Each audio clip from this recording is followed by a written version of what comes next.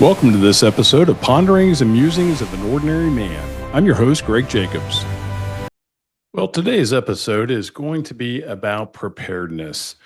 So I fully recognize by the time that this episode drops, a lot of the snow is probably out of the way. Maybe not, but today stands as January 28th of 2026. And we just recently had a big snowfall come across the U.S. I think there was like 26 states, something like that, that were affected. Snow, ice, power outages, trees falling on houses in Tennessee due to the ice. So just a lot of bad weather. Of course, I remember last year about this time we had a whole bunch of thick ice here in Kentucky and about 12 inches of snow, and it really stuck to the roads and the driveways. I remember getting out there and just trying to chip away at it. So, with all that being said, this is not a political podcast episode. This is not about global warming. This is not about chastising anybody for not being prepared. But today is on preparedness.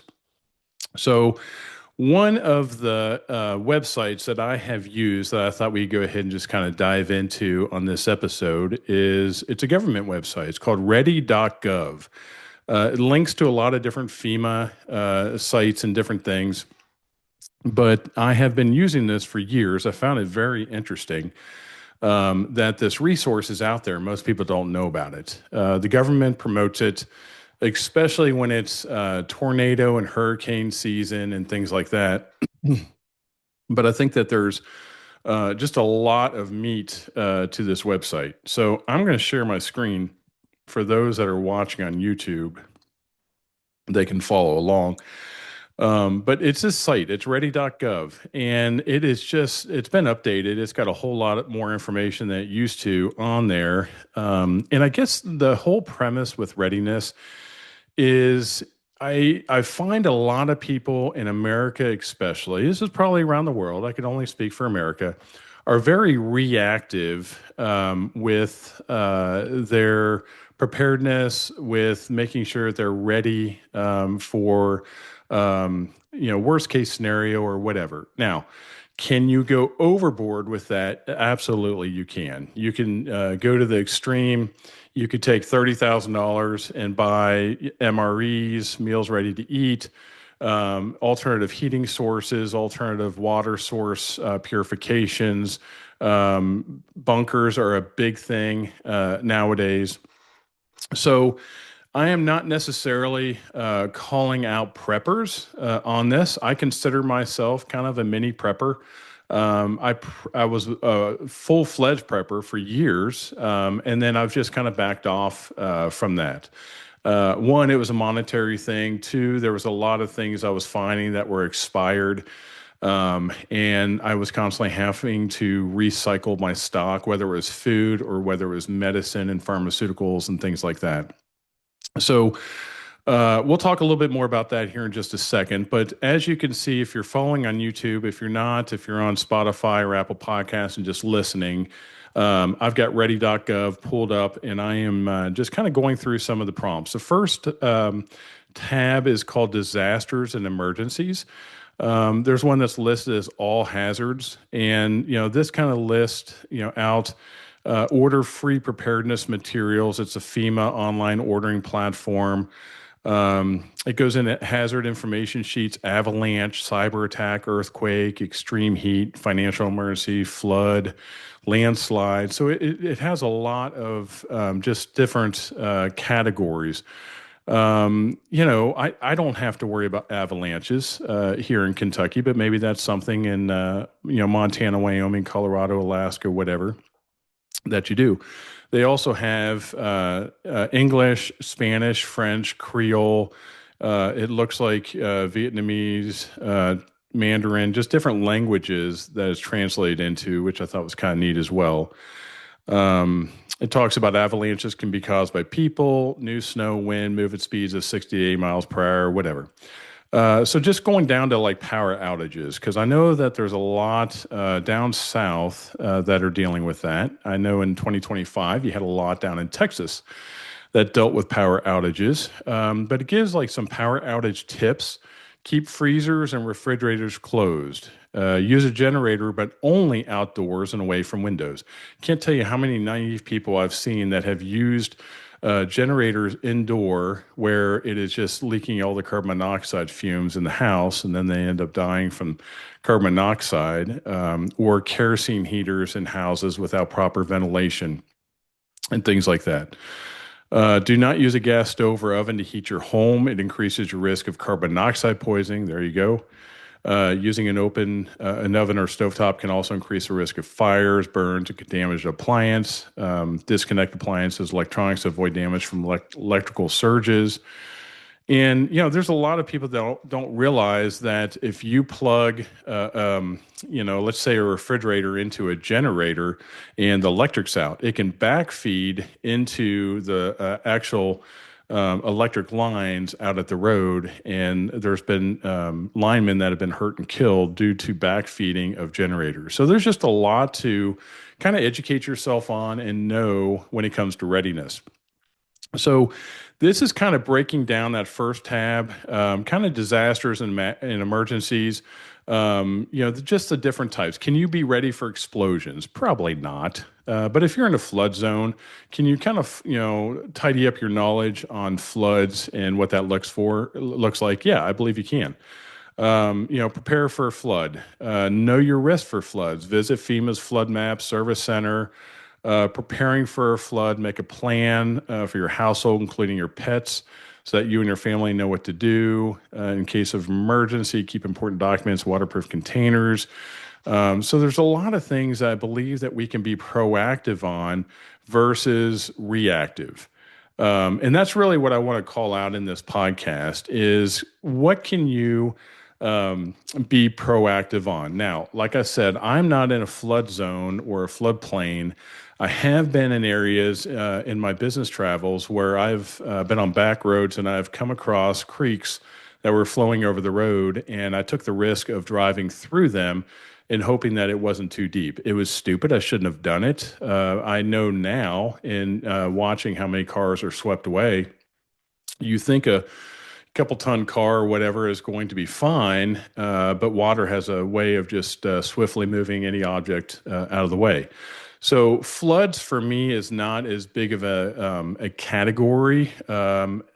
Droughts, same. We are in an earthquake fault line, so that could always be something. Avalanche isn't, something for me. Home fires is.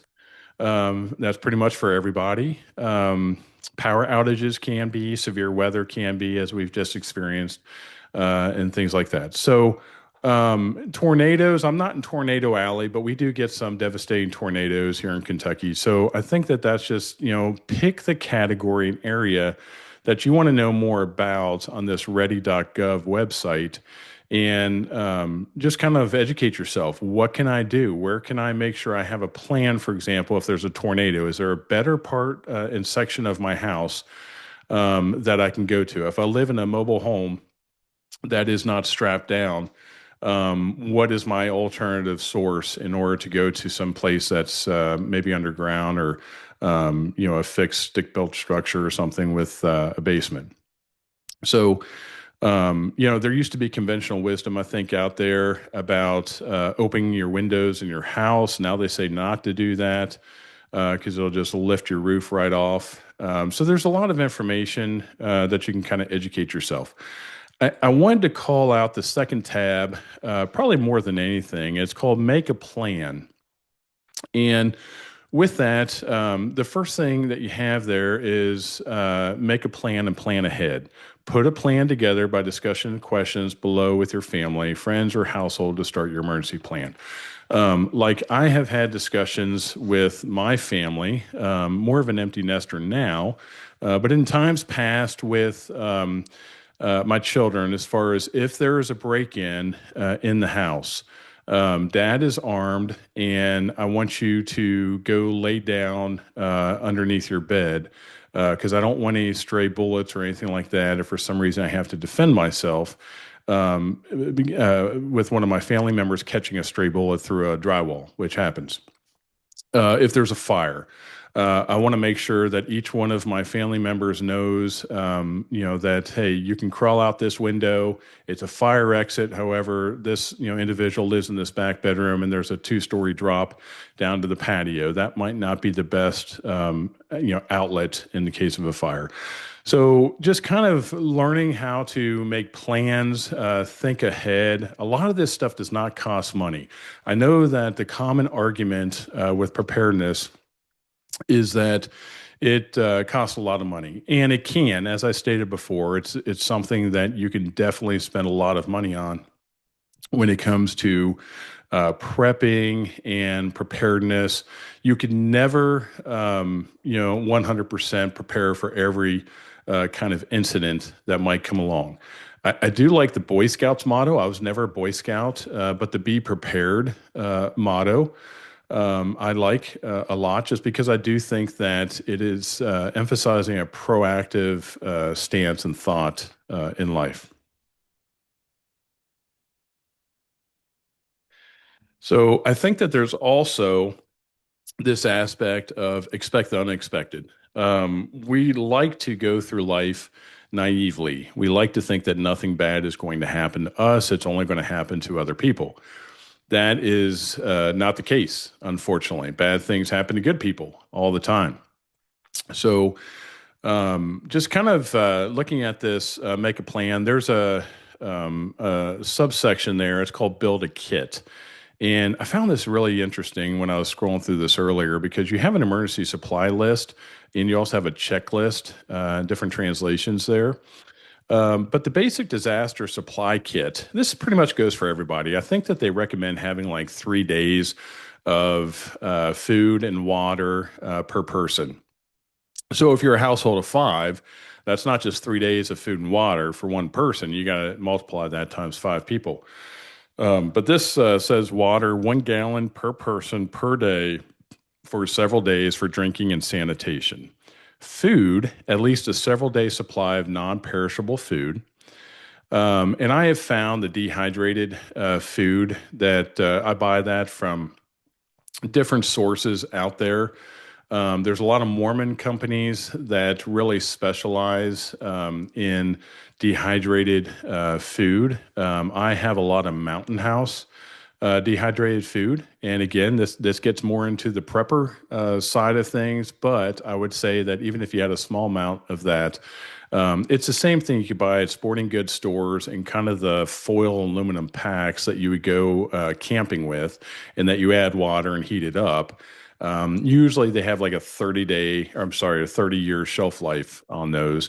But you can get them in bigger, I think they're number 20 size can or whatever, for that lasts longer and feeds more of a family. So that's kind of what I do for food. I also have two pantries. I have one that's an active pantry in the kitchen. Then I have a second pantry in a closet, actually behind me in my office, and that is kind of overflow food. So what happens is when my wife and I go to the grocery store, we will buy replenishment food every week, 2 weeks, 3 weeks, whatever it might be.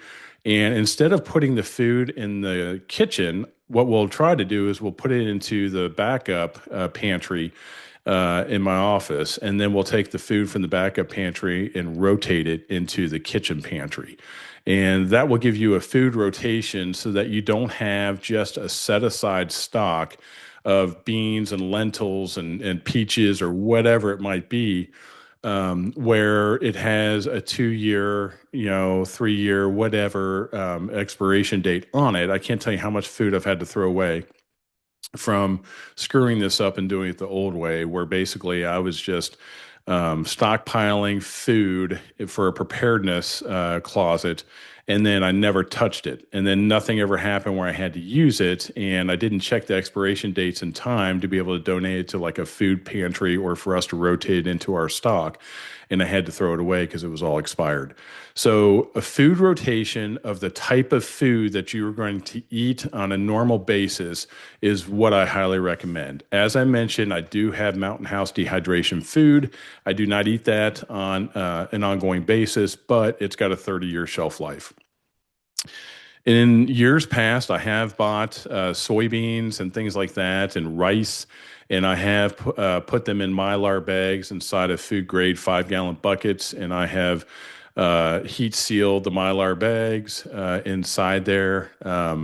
You can go to a lot of different extremes, and I'm not saying that's a bad thing. I'm just saying that the average person doesn't have to go to that prepper status of extremes. Third item on this list was battery powered or hand crank radio and a NOAA weather radio with tone alert. So I think that we've gotten away from NOAA weather radios. I grew up with one in my house when I was a kid, and man, I tell you, that's how we knew that a thunderstorm or a tornado was coming. Was the alarm would be sent off from NOAA weather, and that was our kind of alert, for bad weather coming. Of course, now you can have all of that on your cell phone. But what happens whenever the power goes out and you can't charge your cell phone? So I would say with battery powered, the next thing was flashlights on there. I know that there's new flashlights. I have several of them that are USB chargeable. But for those that are traditional flashlights, whether it's AAA, AA, D, C battery, whatever it might be, I recommend not storing the batteries in your flashlights. Keep those separate. If they're already open, put them in a Ziploc bag separate, or just keep them in the plastic packaging. Reason for that is if the contacts are connected to the copper electrodes inside of a flashlight, they have a tendency to corrode over time and they're useless. Yes, you can go and get out a toothbrush and some baking powder or soda and try to clean it up and fix it, but who wants to go through that whole hassle? First aid kit. So first aid kits, that's a loaded sticky wicket in many ways because a lot of them have just generic stuff like scissors and tweezers and band-aids, and you can have quick clot, for cuts. You can have stitches, you can have staplers, things like that. So that all is really good. What I caution against when it comes to first aid kits is when you have too much medicine that can expire inside there. So have a first aid kit that has your basic stuff like scissors, tweezers, needles, maybe some quick claw type stuff inside there, and then go ahead and have a separate one that will actually have some of that medicine and things like that you can go ahead and rotate that stuff out. Some, aspirin, some ibuprofen. Maybe it's some, iodine, hydrogen peroxide, alcohol, stuff like that.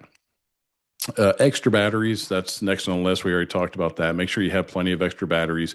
Make sure that they match and pair up with what you have. Hardly anything uses D batteries or C batteries anymore. Most everything is AA and AAA. So make sure that you have the majority of extra batteries for what fits the things that you're putting them into. Signal whistle. You could buy those at Walmart, or they come a lot of times in first aid kits. They're usually orange. And that's more if you're out and about in the wilderness, or it could be that, it's near your supplies and a tornado comes through and your house is demolished and you're able to signal somebody that you're down there in the basement or something. I'm going to just kind of gloss through some of this other stuff. Dust mask. Plastic sheeting, scissors, and duct tape. A lot of times that could be good in case you have a window blown out, or you need to seal up for contaminants, some of the vents, or things like that. Moist towelettes, garbage bags, plastic ties, wrench or pliers to turn off utilities, and that's a good call out. So I have. Water shutoffs inside the house. However, I was trying to have some plumbing work done a couple years ago, and he said, "Hey, I'm turning off this shut off down here in your basement, and the ball joint is totally. I guess it had a little plastic piece in there that had totally worn out through the years. So a lot of old houses might have old joints in there. I had him cut it out and replace it with a new one. But it kind of scared me because I thought, man, if I have a major water leak, I can't even shut it off inside my house. So be aware of that. And then the other thing is the water shut off out in the yard. Every yard has a water main box. A lot of times people don't know where that is. Seek that out, try to find it. Usually, whenever people from the water company are reading the meter, that's what they're looking at. There's a T grip handle that you can buy out there of a water main shutoff. I keep one in the corner of my garage. I know exactly where it is. If for some reason I need to shut the water off, if there's a main break from the road to my house, I can go out there and shut that off. That's something a lot of people don't keep on hand and aren't prepared for. But that's just a little thing that you can always do. Manual can openers. Why manual? Because electric might be out. You can't open a lot of your canned goods and foods unless you have a manual can opener. Nobody wants to take a Bowie knife and try to slice open a can to get some beanie weenies out. Local maps, cell phone with chargers and a backup battery. It talks about additional emergency supplies, soap, hand sanitizer, disinfecting wipes. Prescription medications. That's kind of hard because a lot of times you can't stock up on extra prescription medications on that. Um, Non-prescription medications such as pain relievers, anti-diarrhea, antacids, laxatives. We talked about that.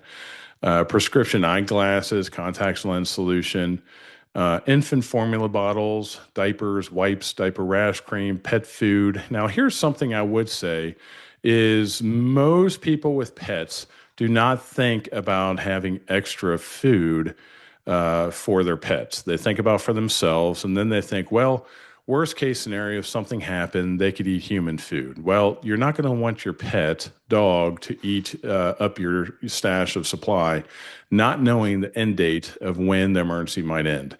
So make sure you always have some extra pet food. And that's, again, that's something you could rotate out. You can keep that in the floor of your closet if it's like dog food or something. And then next time you go to the store, take that one, rotate that out, put it in the fresh stash, and then put the new bag in your extra closet.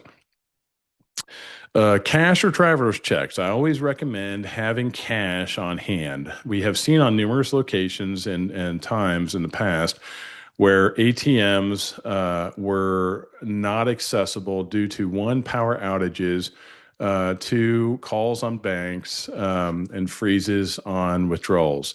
Most people, I'm a former banker, most people do not know that most banks do not have your money. All banks don't have your money sitting there. They have to order that from the Federal Reserve every single week. So if you go in and just ask for $100,000, good chance they're not going to be able to hand it to you that day. They're going to have to order it from the Federal Reserve. So that's why they shut down banks and lock the doors when there's a financial crisis and there's a run on the bank. So I always recommend having at the very least $1,000 in cash money inside of my house. If you have a gun safe, that's a larger safe or a jewelry safe, by all means, put it in there. You could buy those little Sentry safes that lock in at Walmart or whatever, and put them in there and keep it in a secure place. But I definitely recommend having cash. I don't, recommend having more than 10,000 just because of break-in or things like that.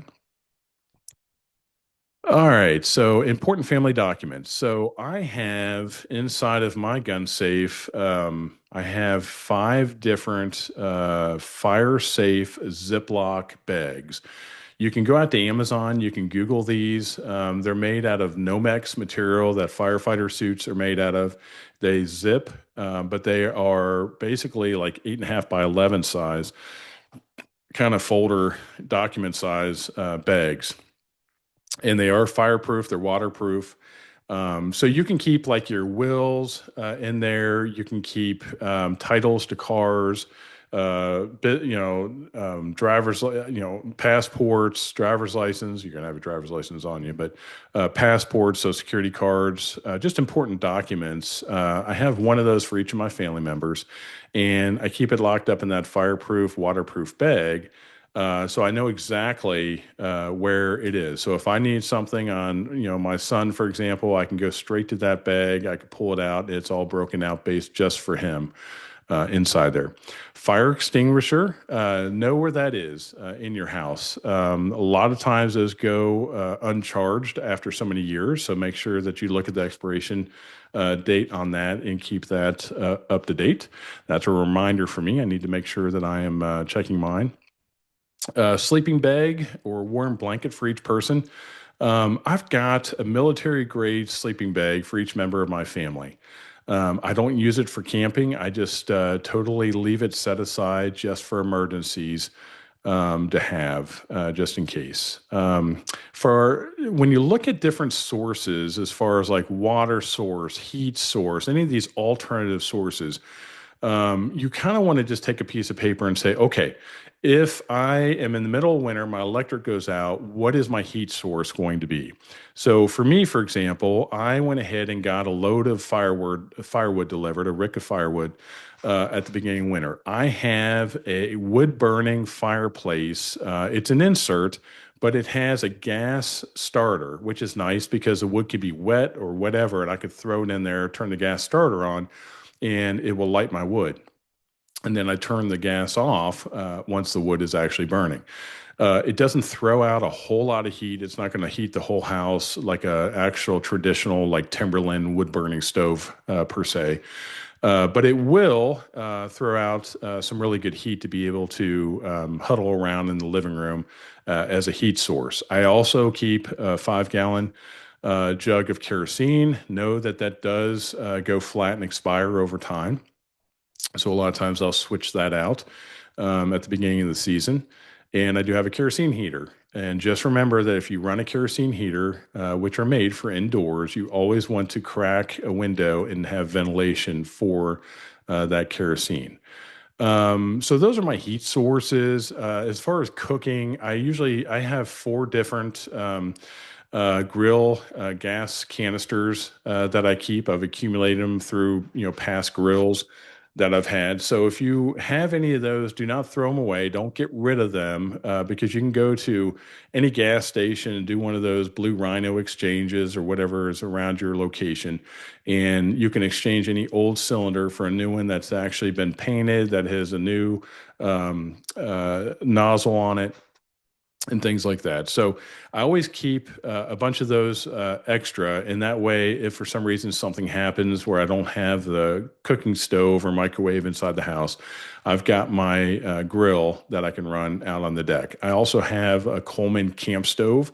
I've never used it. I have it in a preparedness box in my basement with about 10 canisters of Coleman fuel to be able to use in case I need that. So that's kind of heating and cooking alternative. And then you look at like water source. A lot of people in the past used to clean their bathtubs and then fill them up with water. You can actually buy those plastic or rubber inserts that go into bathtubs to be able to store water in case you need it, in case your water freezes or the water's contaminated or something after an event. Um, Storing water bottles isn't it can be an okay thing.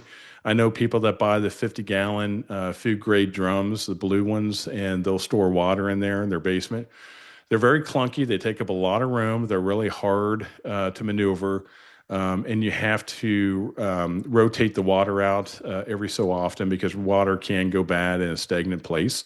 I know that a lot of people will take little droppers of bleach to put into that water in order to kill any bacteria that might have accumulated inside there. Um, I'm not poo-pooing that for anybody that wants to do that. I think having some bottles of water on hand is always a wise thing. I've never gone the route of the 50-gallon drum or stackable or anything like that. I do think that having a good Katahdin water purifier on hand, something like that, at the very least, some of those, $20 life straws that you can drink water out of a creek or something like that. I have a creek behind my house. It never usually runs dry, so I know that I could always go down there and use my water purifier, worst case scenario, in order to get some water out of there. And then I can always boil a pot of water just to really make sure that all the Giardia and parasites are killed out of there. So, um, excuse me, I've seen in years past where we've had ice storms, and the time to buy a shovel or ice melt or a kerosene heater or a generator is not when that happens. They're going to be sold out within a 250-mile radius of you, which pretty much encompasses everywhere. Because if you go 250, then that starts over mile zero for that person that's at that 250, and then they go out 250. So it's ridiculous how people again tend to be reactive versus proactive when it comes to things like that. I'm gonna stop sharing my screen. So the time to actually purchase items like that is when everything's hunky dory, when everything is fine. It's sunny outside. It sure doesn't look like an ice storm. It's the middle of summer. That's when you want to try to buy your kerosene heater or generator or ice melt if it's available at that time, whatever. Be careful with ice melt. There's a lot of sodium chloride out there that's the bad kind that will totally eat into your concrete. So any exposed aggregate, any poured concrete, it will eat it up. That's why if you look at the edge of driveways by mailboxes, a lot of times they are eat up with pock marks because of the salt trucks going by and throwing the salt on the concrete. So I'm not a big fan of that. I bought a blowtorch last year. Never took it out of the box until this week. Wanted to try it on my snow and ice. Did not work as good as I thought it did or was going to. It hooks up to a propane tank, and you have to carry that around with you and stuff. So I guess if you have some real serious ice in a really small confined area that you want to take a blowtorch to, and I'm talking about not a little welding handheld blowtorch. I'm talking about a large one that you actually use to clear out like fence lines and things like that to start some fires. So you kind of play with what works, what doesn't work. If you know that you're going to do a road trip, for example, and you know that it's going to be really extenuating circumstances of ice and snow and things like that, make sure that you have food, make sure you have your water, make sure you have jumper cables in the car. Prepare a kit for your car. And I think in this site, there's even a checklist for that for car safety and building a kit and things. So, all of that to say, preparedness. Yeah, be ready. Can you be ready for everything? No. Work within your budget and within your means. Buy what you can. Be careful on looking at the expiration dates of things. It never hurts to have an inventory list that you could just go down and check off. If you're stockpiling food, do the rotation system. By all means, have a source of dehydrated Mountain House type thing. But at the same time, if you're using just canned food and other stuff, eat the stuff that you normally do because you don't want your gut to be totally turned upside down with stuff you've never eaten before. And then rotate it through a second pantry so that you actually are keeping stuff. It's just a lot more, makes a lot more sense from a money standpoint. So you're not wasting food by rotating it out of a backup pantry into your current pantry and vice versa. So check out Ready.gov. It's got a lot of good lists on there and a lot of different things that you can kind of educate yourself on and be proactive rather than reactive. So that's all I've got to say about the topic. Thank you so much for taking time out of your day to listen to Ponderings and Musings of an Ordinary Man. I hope today's episode brought you a bit of inspiration. If you've enjoyed it, please remember to follow, like, or subscribe on your favorite platform so you never miss what's coming next. I can't wait to share future episodes with you. Until next time.